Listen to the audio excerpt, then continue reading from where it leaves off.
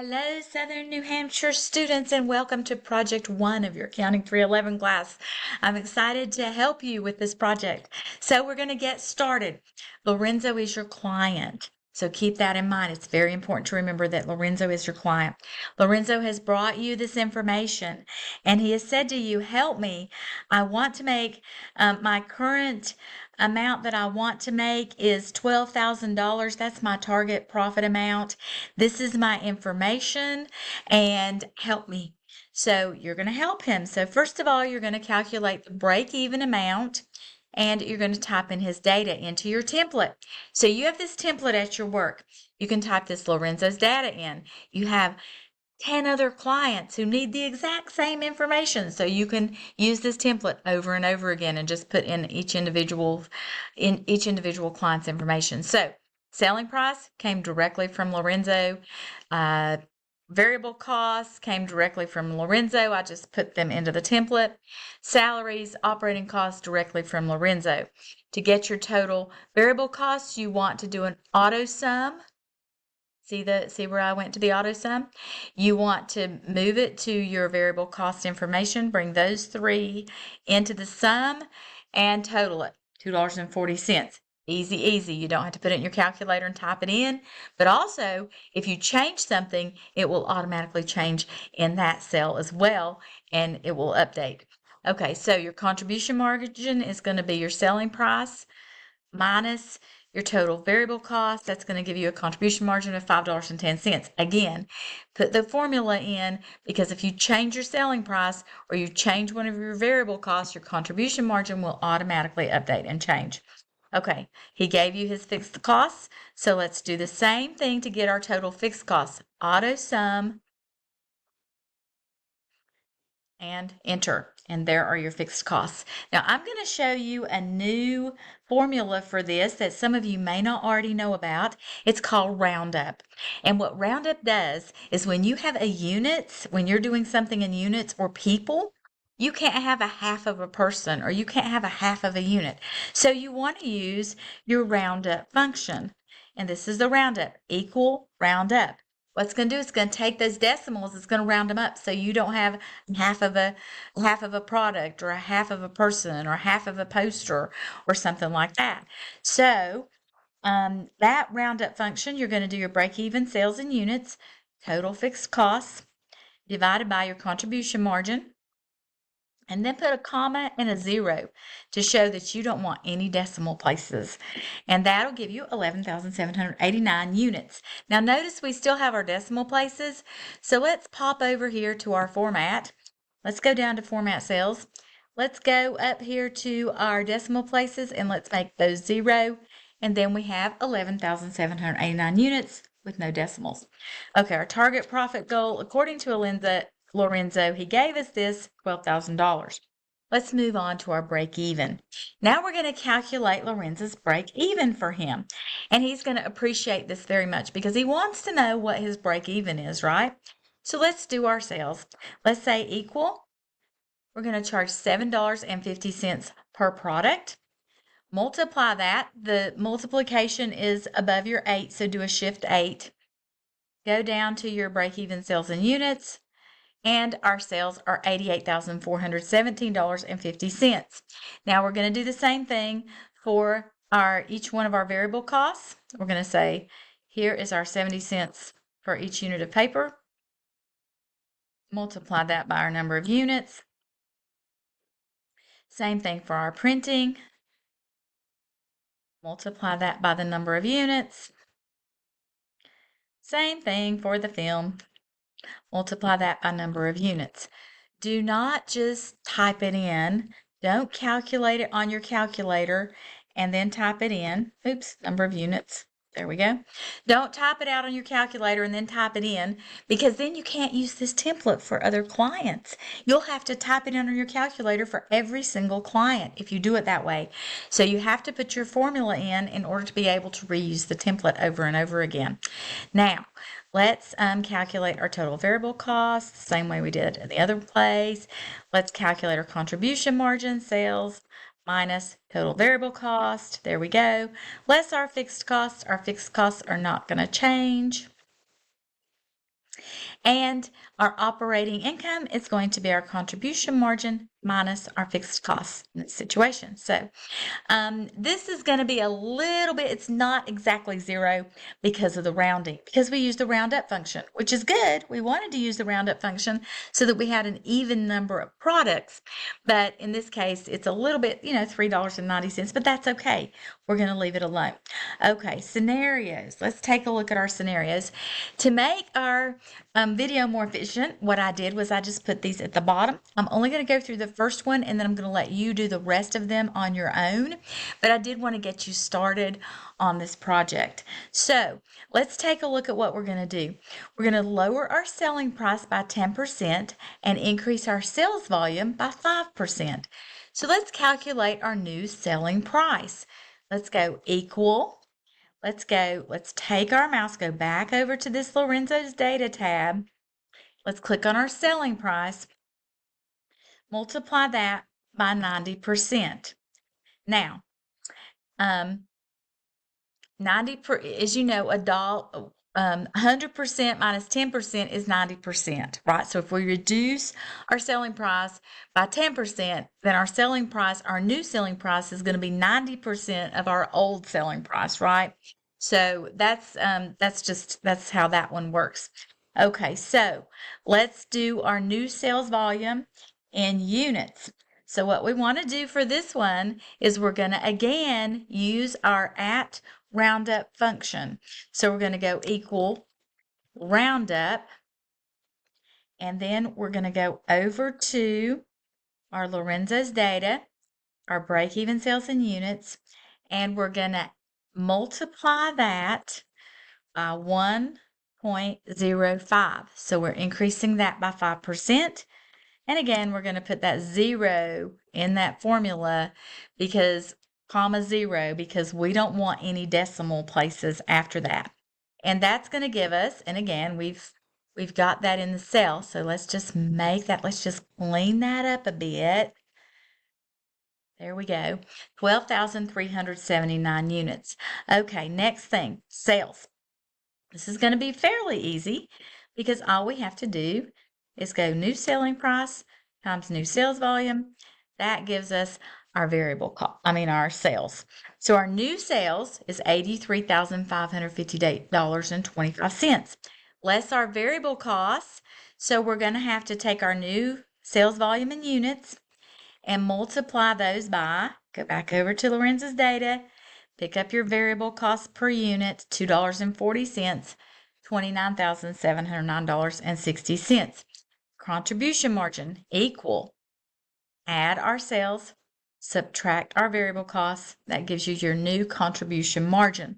What about our fixed cost? Fixed cost is not going to change based on our change in our sales or our variable costs in this case. So we're just going to go over, pick up our fixed costs, and it's going to give us our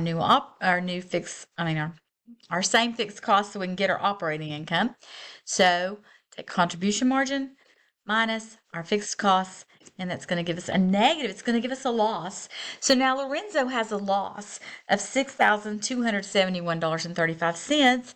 So as his CPA, his advisor, his tax accountant, his financial planner, whatever you are to him, cost accountant analysis advisor. I just made that one up, by the way.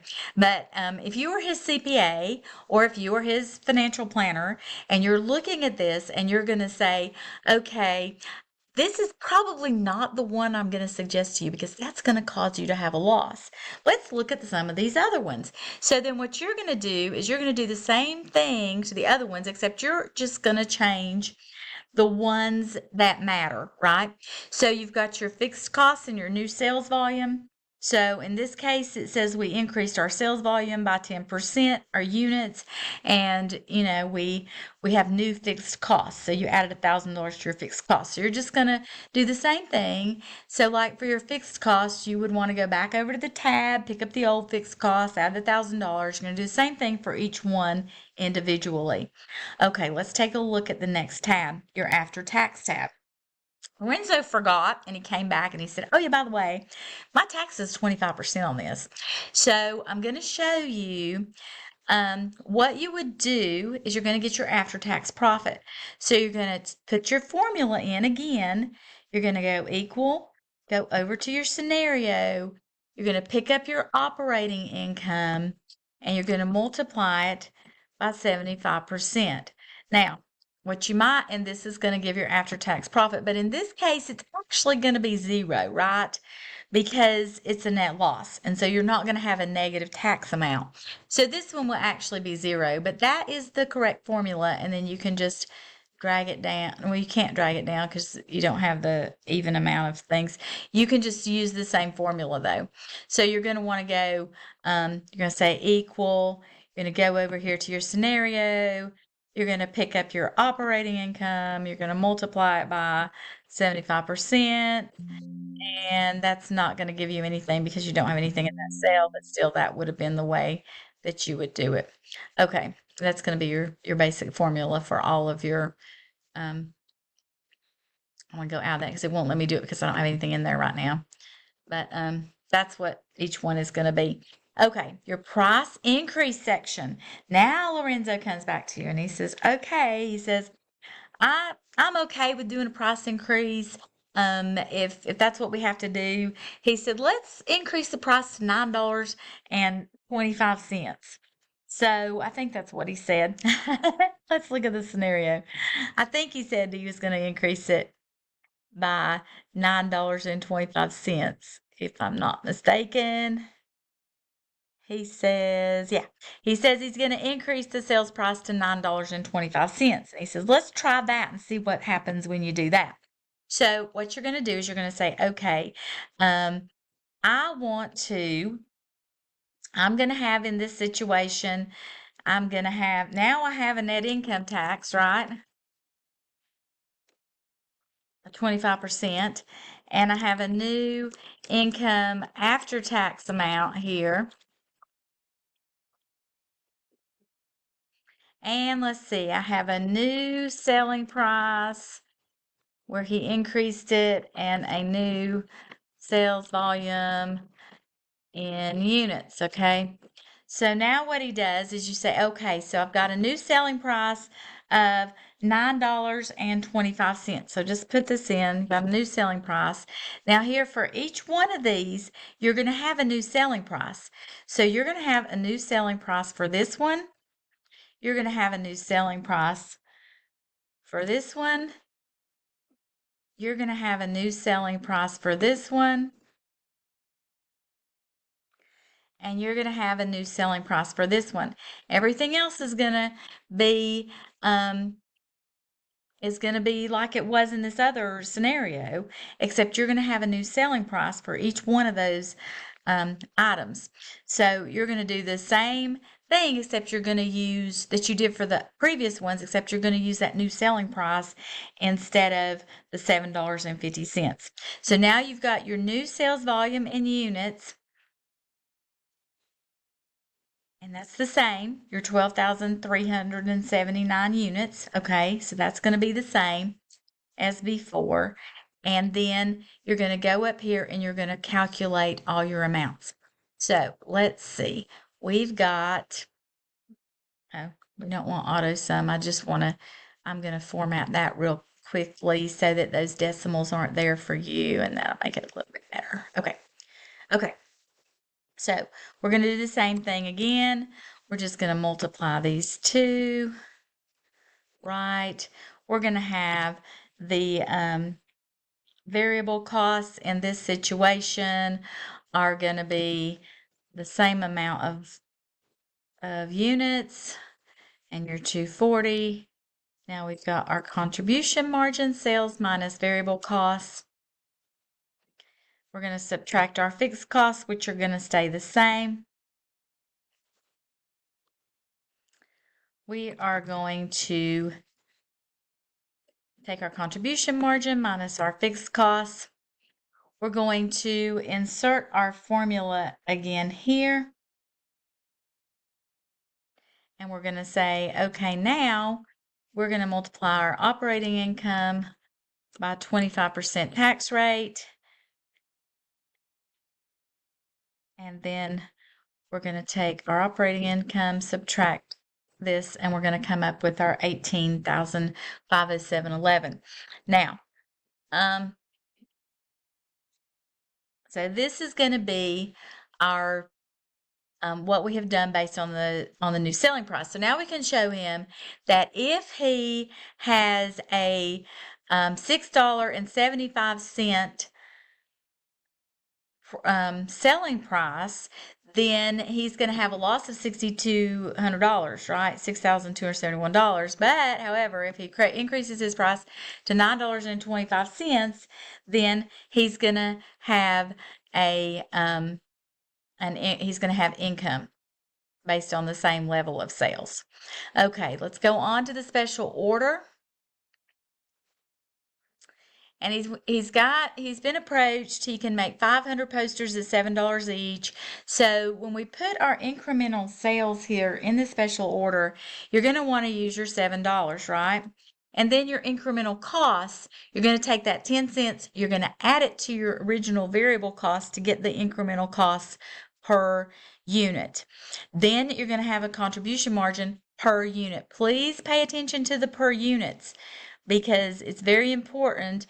If you don't use the per unit cost, then you're going to get messed up when you come down here and you multiply by your 500 posters. Then you're going to get your new contribution margin based on your 500 units multiplied by your contribution margin per unit. And then you're going to have your additional fixed cost, which you're given. Add $1,000 to your original fixed costs. And so you're going to have $1,000, right? So your additional fixed costs are $1,000. You don't add it together. So because you're doing increments, you're using the incremental amounts. Okay. So he says you're going to add $1,000 to your regular cost. So your additional fixed costs are $1,000. And then you're going to take your new contribution margin minus your additional fixed costs and give you your additional income, your income tax, and that's going to give you the amount that you're going to make from this particular order.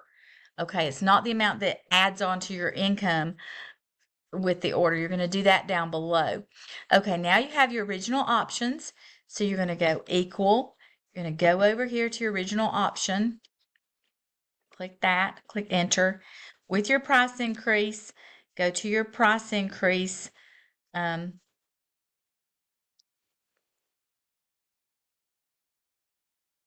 That's your operating income. Oops, we're going to pick it up with the after-tax volume. Oops. Pick it up with your after-tax. Okay. And then all of these are also going to be picked up with after-tax amounts. So your option B amount is you're actually going to pick that up from your after-tax amount. So you're going to go to your after-tax tab to pick up those numbers there on the other ones. So you've got because this one's going to be actually zero, and it's going to be a net. It's going to be a loss. So I would leave the loss there. Then I would say with the special order, so add this one and then add your net income after tax for that. Okay. And then that'll give you that. And then for this one, you'll add this plus your net income one. So let's just, I don't want to go through, I don't want to put the numbers in because then that gives you the answers, but I do want to show you how that works. So you're going to pick up this.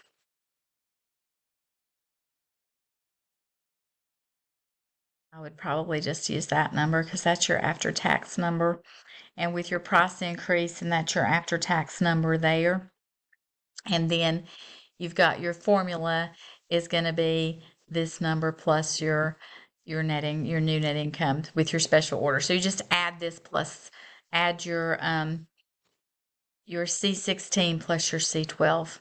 Okay, so that gets you started The key element here is be sure to put your formula in, and that way, if your boss comes along and says, let's change it to $8, okay, change it to $8. Now look what happens. It changes your break even. It changes this number. It changes this number. It changes that number. It changes everything all the way through. So you don't have to do anything except just change that one number.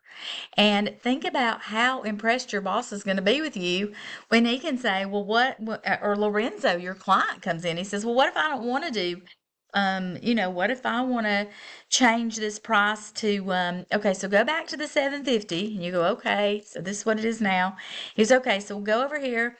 I don't want to change it to 925. I want to change it to 875 and just type in the 875 and it just carries it everywhere, and that's just awesome. It just carried it everywhere. And you didn't have to do anything but change that one number.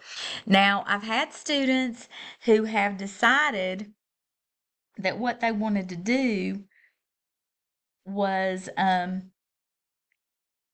wanted to like copy the Lorenzo's data and put it like here at the bottom. So they were like, oh, we just put it down here. We just put it down here. And we just copied it over 12 times and put it down here and linked it all up. Well, what happens is that's a lot of linking, first of all. And secondly, if you miss one thing, you're going to have to check it in every single item.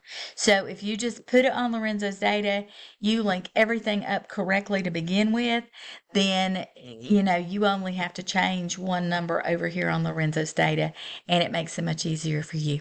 Okay, I hope this helped you. Thank you so much for watching, and stay tuned.